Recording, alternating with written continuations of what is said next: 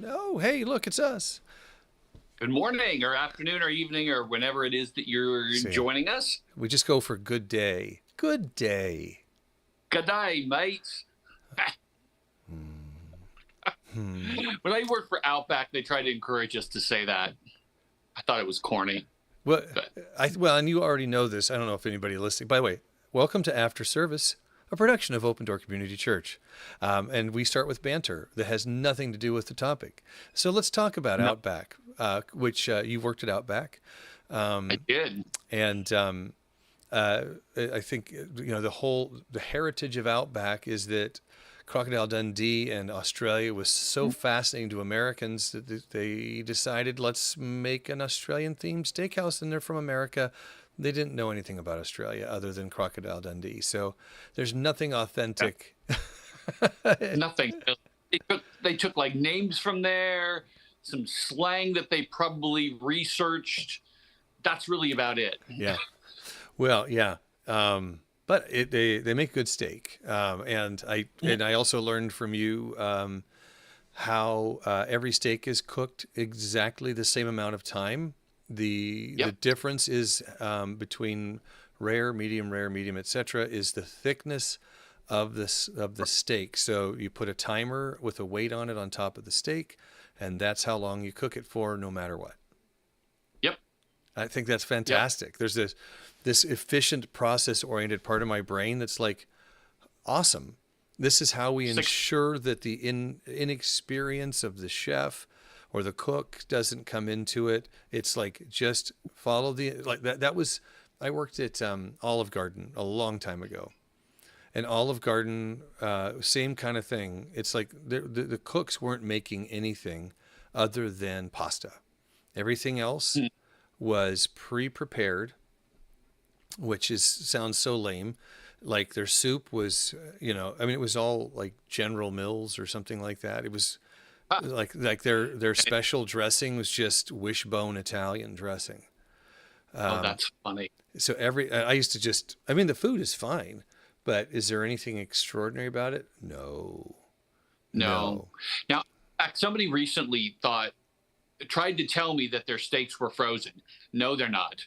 Uh-huh. No way. Uh-uh. When I was there, that was a point of pride that nothing was frozen except for I think they had a cheesecake that was frozen. That's it. Yeah, Everything totally fresh. Everything is made by scratch, but it was very simplistic. But yeah, yeah, yeah. No, nothing's frozen. Nothing's frozen. yeah. I mean, maybe changed a little bit in the what? How long has it been since I've been there? 15 years? I'm sure they've changed a lot, but I don't think they've changed that. They No. haven't changed that much. No. We still No. go So, there every once in a while, and it's just the same. And that's part of the oh, good. reason we go there. You know, we were talking about this on Sunday morning. When do we want to go out to eat? It's when you can have something that you wouldn't either make as well as you can at home. You can't Hmm. make it as well. I mean, it's better than at home, and or you wouldn't bother making it at Right. home. Time, energy. Yeah. Yeah, and we're And we're good at what's that? you go to the Wallaton? Yeah, Yeah, that's the one I managed. yeah, yeah. We probably saw you there before we knew you. Yeah, it could be. Could be. Yeah, Anyways, let's, off to the top. We have yeah, a certain amount of time today. We talked about forgiveness, and the basic question was, do you need to, can you forgive people who are unrepentant? And I mean, the simple answer is yes. In fact, I encourage you to do so. But the issue is what does that exactly mean? And for me, one of the big aha moments as I have over the last year or so really thought about this was breaking apart righteousness from reconciliation. I mean, forgiveness, reconciliation, and forgiveness. When God forgives us, He does all three at once. He both reconciles us, He credits us with righteousness, and He washes away our sin. He does all three at one time. The problem is that's not technically what forgiveness is. Forgiveness is the pardoning, the letting go of punishment for a sin. That's it.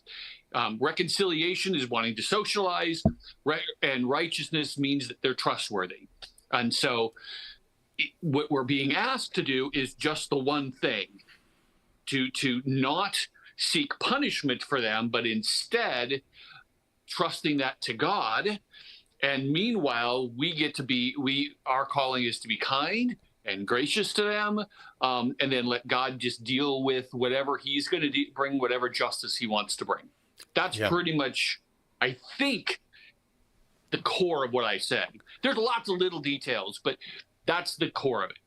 I think it's really important to recognize, like what you're saying, God is able to do that all at once. And as humans, we don't have that capacity. We just don't. Right. And the other is we just don't. We're also fragile. When you offend God, you're not hurting Him. You're not leaving a mark that He's got to overcome, right? And heal from. So the other thing you mentioned on Sunday is that just because you forgive somebody doesn't mean it still doesn't hurt.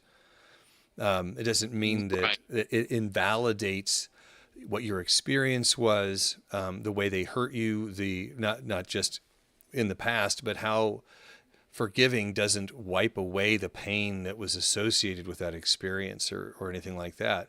Right. And, God doesn't have to worry about that because He's not subject to it. And in the same way that He's not subject to trust, right? He's like, He already knows us. So He doesn't need to worry about whether we're trustworthy or not. He already knows. But that's something we have to navigate as humans is, what are the appropriate boundaries with this person that we have to forgive? And that's right. Something that's really difficult. And I know that's something that, if you'll excuse me for saying so, that's something that your position on has developed. And since from a year and a half ago where we really explored this. I still think forgiveness can happen in an instant. I think it's a choice. I think it just happens. Yeah. But trust needs time for them to prove that they're worthy of trust again. Because righteousness, which is what trust is based on, is on a human scale, you need a track record to prove that. I mean, the goal is to get to that point of trust again, and the goal is to get to reconciliation. But you can only clean your side of the street, and if they will not repent, if they will not do actions that show that they're trustworthy, well, then you can't give it to them yet. You want that, but you don't need to do that. But that was one of the comments that I got from it was from multiple people was this issue of acknowledging that the pain still hurts. That just because I forgive doesn't mean that I don't hurt. Well, of course you're going to hurt. I mean, because you're absorbing the penalty for that sin. The justice is an eye for an eye. So they take out your eye. If you were to not forgive, you would take their eye because that's the appropriate penalty. It's even. Well, if you forgive, you just simply have your eye taken out, and that's going to hurt. It's going to leave a scar. It's going to wound you. And okay, that's what's happening when we're forgiving. We are taking the penalty for it. And that wound doesn't just go away. It takes time. It just takes time. Yeah. It reminds me of something that happened where I was on the offending side. And this goes back more than 20 years. Pre Vanessa, where I had hurt somebody in a relationship. And then I ran into that person like 15 years later at a coffee shop. And I was like, because I had my own life and I was steady and, a different person, and she was married. I'm like, we should get together and have a cup of coffee. And I meant that in a, the past is and she was like, nah, I'm good. But the idea was like, she wasn't angry. I was forgiven and all, but there was also like, but I don't need, I don't need any kind of relationship with you. I don't need to socialize with you. Right. Yeah. Yeah. And at first I was like, what? And now I think about it, like, well, how, how inappropriate of me on so many levels, you know? And I really, all I wanted was, as the offender, to have somebody say that it was okay that I offended them, or that I hurt them or whatever. Even, I needed forgiveness beyond what the forgiveness had already been given. Did she say I forget, or did they say they forgave you? I don't know. It's been so long. Right. I guess because I'm just thinking through this because it's kind of hypothetical, really, kind of at Yeah. this point. But if I wonder if what people are wanting in that case is like, I would like to be able to sit down with you and say, I'm sorry, that was not okay. Would you like to do that? Because then you are actually asking for forgiveness. You're asking for a relationship. Yeah. I wonder if she took it as, oh, you want to just pretend that didn't happen. I can't do that. Yeah. And I don't really know, but I think You don't it's, know. Yeah. yeah. When I think about what Vanessa would say if she were participating in the conversation, and that would be that forgiveness doesn't require that other person to be present. No, it doesn't. Because there are things that I've done. You remember that story I told about the boy that I beat up in third grade? Right. I would so desperately love to meet up with him as an adult and apologize. And Vanessa would say, but that's for you. You want to receive the forgiveness. You are seeking out their forgiveness. You're asking for it. And it's not wrong to ask for it, but it's more for me and to put me at ease than it is to benefit that individual. You know what I mean? Yeah, and I know the context in which he's speaking. I think my thought is not just was is sometimes it's because people I don't think don't always think carefully about the nature and forgiveness, and that you don't need to have the other person there, that they're waiting for you to say I'm sorry before they do. Yeah. I think some people they won't forgive you unless you actually say I'm sorry. And so it's possible, I think, that moment can also be for them, because holding on to unforgiveness is just, well, it causes bitterness and hurt and anger and all that sort of stuff. So I understand in in that context that she's speaking to, yeah, you don't need to approach them to say that you're yeah, no. But I think maybe it may be on a regular thing. I think that still might be okay. But you're right; it's a unilateral thing. I don't need you there to do it. I can just say I forgive and move on. Yeah. Am I making any sense? No, well, definitely. I think one of the points that we're making here is that forgiveness is not black and white. It's a continuum. I mean, there is a demarcation point, which is where you, as the person who's been hurt in whatever that relationship is, choose to forgive that person. That, and that can stand all by itself. It's just you and your decision to forgive. It doesn't require the other people. It doesn't require trust. It doesn't require you to not have pain anymore. I mean, it's Or so. right. It's, and I think that is really empowering. And I hope people feel that way, because sometimes saying I forgive you.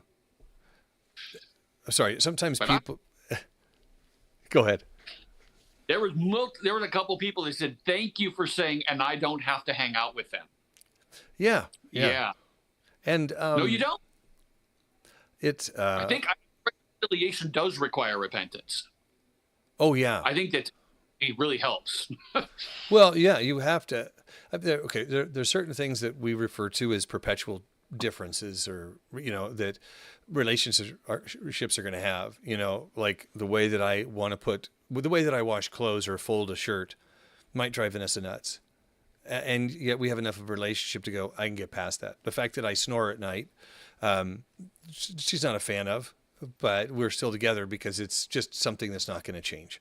Well, I have a CPAP, so it's changing, but you get my point that there are certain things that we accept, and there's other things that we just like can't accept, like where reconciliation can't occur, because Right. one person is, you might forgive them, but if you offered them forgiveness, they would get angry because they're like, I have nothing to be forgiven, right? I've done nothing to hurt you or whatever.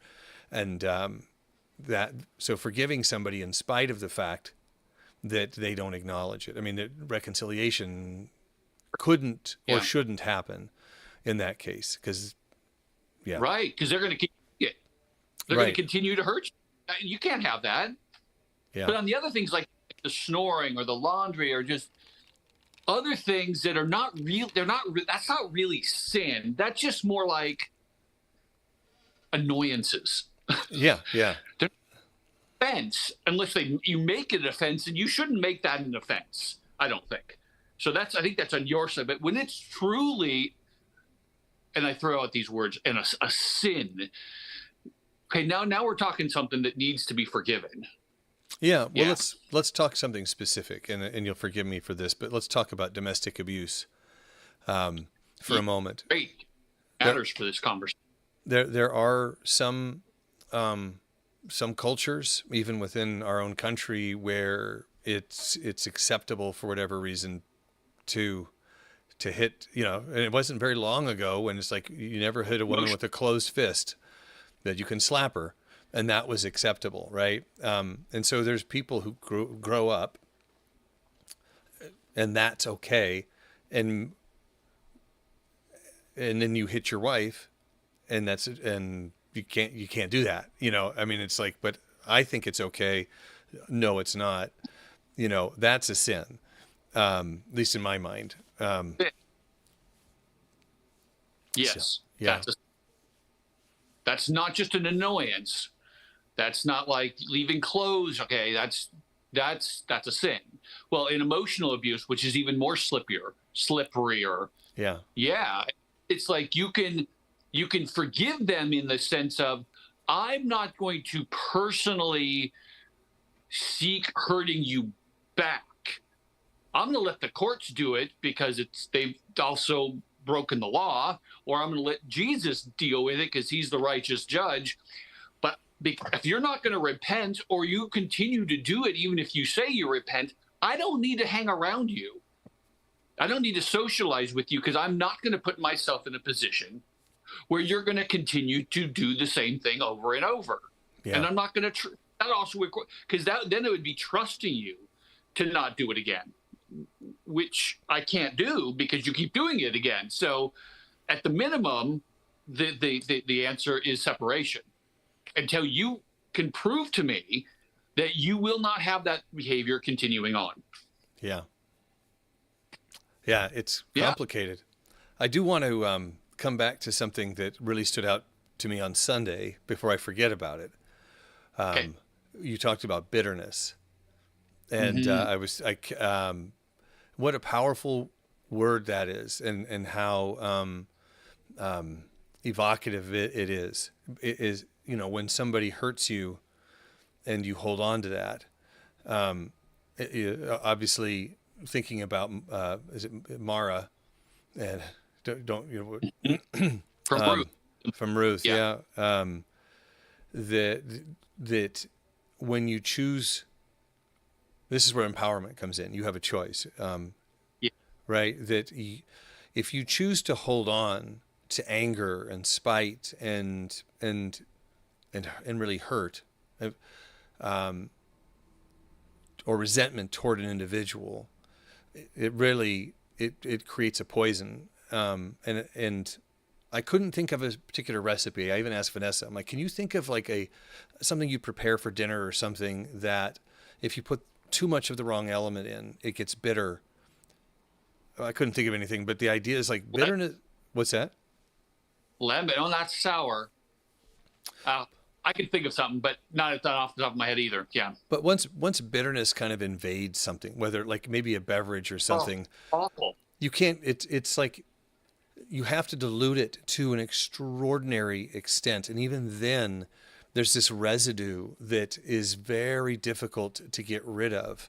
Or like if you've ever had like olive oil or something go rancid, it becomes bitter, and you can't mix it in with something else enough that you can avoid that. And so in some ways, if you let bitterness kind of override things, then it really kind of changes your character in many ways. And I say that I want to be really careful. What's that? It becomes your whole disposition, not just on that one issue, but everything. It colors everything in your life, all of your interactions. Right. I think about the gratitude exercise that we've done, right? That what's the opposite of bitterness is in many ways is gratitude. Mm-hmm. One thing I wanted to say is I want to be very careful to not appear to be saying that if you forgive somebody and it still doesn't feel good, that doesn't mean that you're bitter or that you're embracing bitterness. I mean, it's not something that just magically disappears. But it is intentional. If you choose to forgive, then think about what that means and the radical nature of forgiveness that we've been given. And, in some ways, there's some practical elements to forgiveness. If you're forgiving a person that you interact with on a regular basis, you have to figure out, how do I safely interact with this person without reinviting, not just hurt, but reinviting the bitterness that came along from the hurt that came with that. And bitterness, bitterness is a product of anger. Anger is a product of one of three things: fear, hurt, or grief. And so realizing when you feel anger, which one of those am I actually feeling? Is it a fear? Am I grieving, which is in the case of Naomi in the book of Ruth? She's really grieving. Or is it just simply anger because you've hurt me, you've offended? Is there a pain? Right. So it's one of those. So deal with that. And I think I'm guessing that being able to clearly, carefully define what you're asking for, of like, what I'm asking for you to do is just not seek hurting them, leaving justice to them, and instead being kind to them in whatever safe way is possible. That's what we're asking for. We're not asking for condoning, because it doesn't condone. We're not asking that you socialize. We're not asking you to trust them. We're not asking that the pain goes away, because if you're going to forgive them, you got to pay for that. So you might still be feeling pain, but you're just not trying to hurt back from the pain you have. Yeah. That's all you're trying to do, is not hurt back. You're not trying to create vengeance there. You're letting God deal, or the state deal with vengeance. Your job is to be kind to those who don't deserve it. Yeah. And that's tough. And that's one of those things I was thinking about. So like, how do you demonstrate kindness to somebody in that kind of circumstance? And like, it could be as simple as praying for them. Like if you're right, yes. Like choosing not to think about harming them.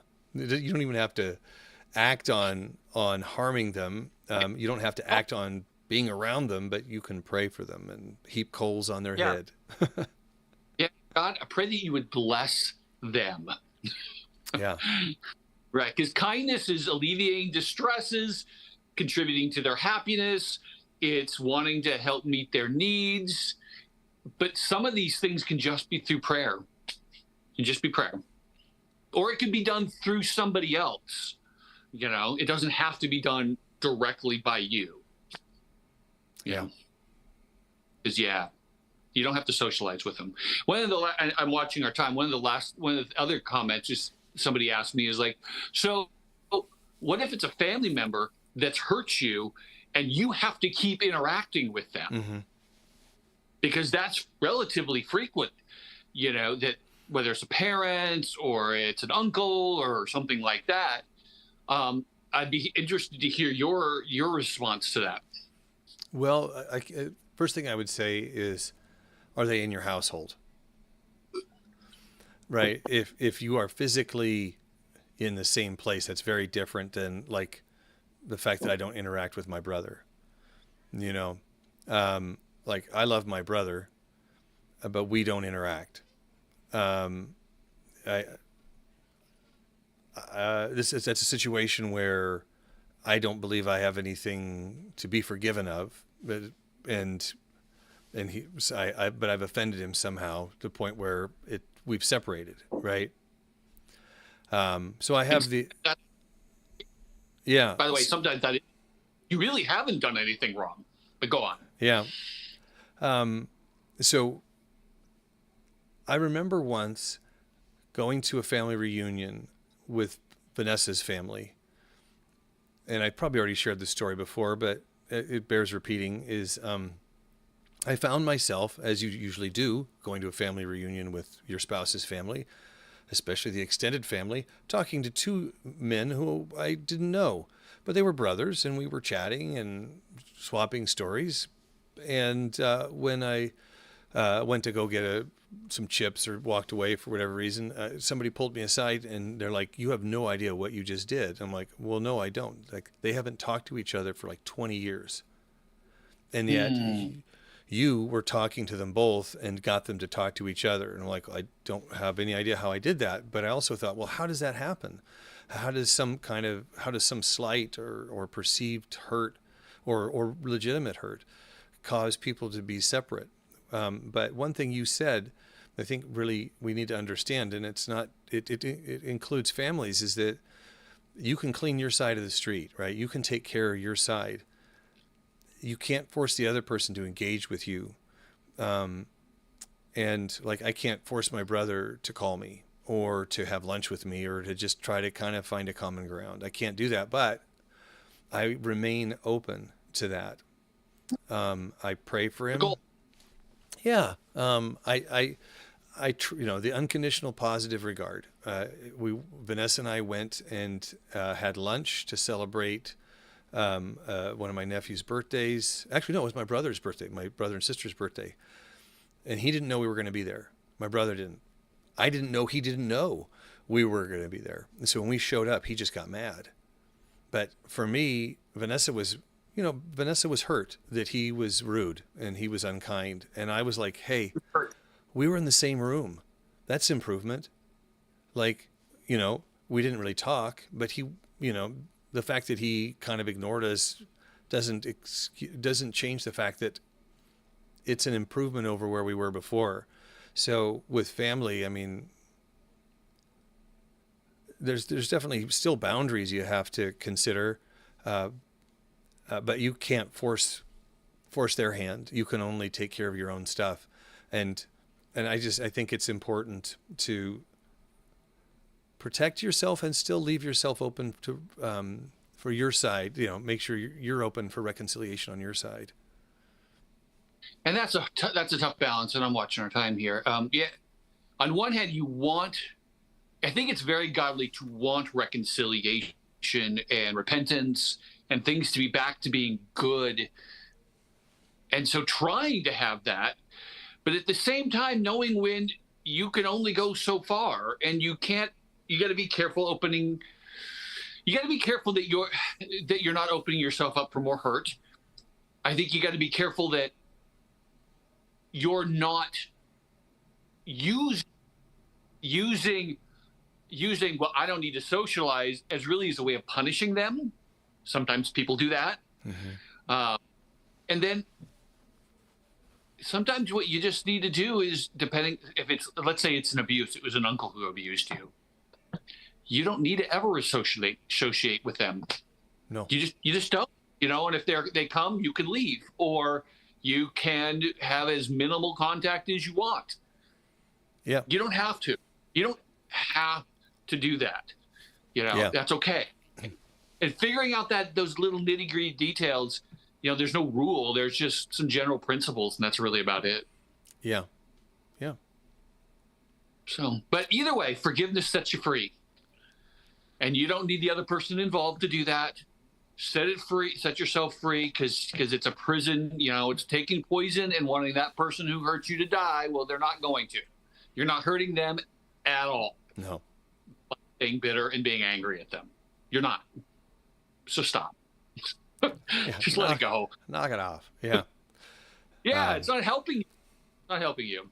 So And that's don't be it. afraid if you're struggling with any element of that. I mean, obviously we're available to chat with, but we Sure. spoke a few weeks ago that it's not inappropriate to seek out professional help. That It really to process some of that stuff, you know, just like grief. Like you know, grief, bitterness comes from grief and anger and that fear and pain. yeah that give yourself the opportunity to process that with somebody safe, and help you establish the right boundaries. These are all, you know, we're not God. We're not going to be perfect at it. So give yourself some grace in that too. Yeah. Give yourself some grace. All right. Well, thanks for joining us today, and may God bless you in whatever it is that you're going through. And I hope to see you on Sunday. All right, folks, have a great week. Take care. Take care.